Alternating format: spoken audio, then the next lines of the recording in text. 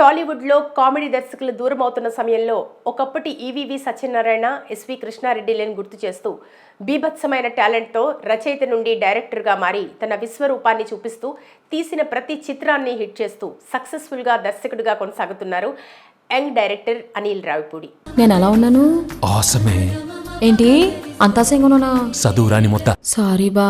కెరియర్లో తీసింది తక్కువ సినిమాలే అయినా నిర్మాతలకు లాభాల పంట పండించి బెస్ట్ డైరెక్టర్ అనిపించుకుంటున్నారు.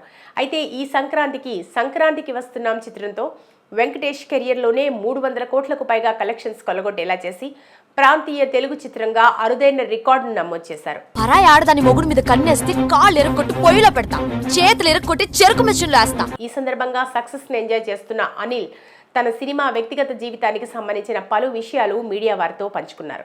ప్రపంచంలో 8వ వింతను చూస్తున్నాను తెలుసా? ఒక రోజు మిల్క్ ఇంకో రోజు మిల్క్ తాగుతుంది. చాలే.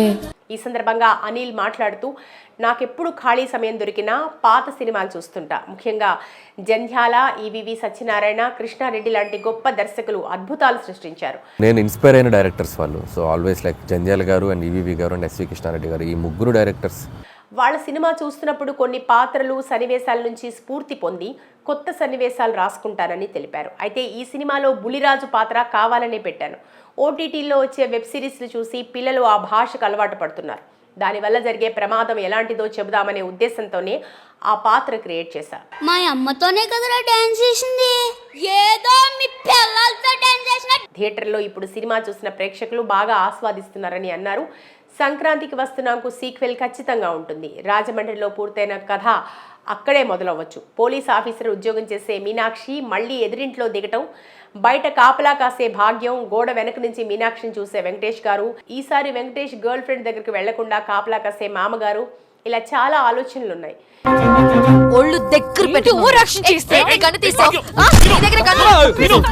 ఏదో ఒక సంక్రాంతికి మాత్రం ఖచ్చితంగా వస్తాం. ఎందుకంటే ప్రేక్షకులు మాకు అవకాశం ఇచ్చారు, దాన్ని మళ్ళీ సద్వినియోగం చేసుకుంటామని చెప్పుకొచ్చారు. ఇక ఇంతకు ముందు తమిళ్ వరుణ్ డాక్టర్ చూసి నాకు భలే అనిపించింది. అందులో చాలా పద్ధతిగా కామెడీ చేశారు. అలాంటి డార్క్ కామెడీని కొంత తీసుకుని దానికి నాదైన కామెడీ టైమింగ్ జోడించి ఈ కథ రాసుకున్నా.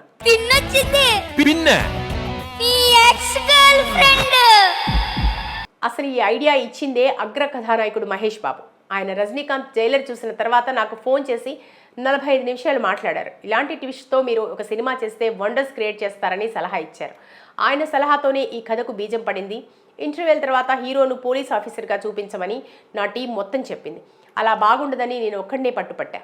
రాజు మొత్తం చూసేసినట్టుంది. సారీ అక్క. మన కథలో హీరోయిజం ఉండకూడదు, చిన్నరాజు పాత్రే మొత్తం కనబడాలని అన్నాను.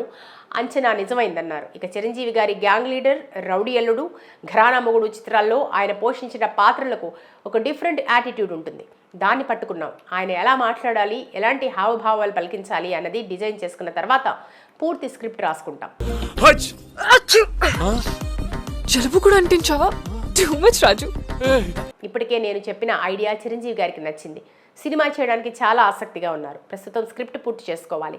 చిరంజీవిది మాస్ కామెడీ, బాక్స్ ఆఫీస్ బద్దలు కొట్టే ఎంటర్టైనర్తోనే వస్తాం. ప్రస్తుతం అన్నీ అనుకున్నట్టు జరిగితే రాబోయే సంక్రాంతికి సినిమా వచ్చే అవకాశాలు ఎక్కువ ఉండొచ్చని అన్నారు.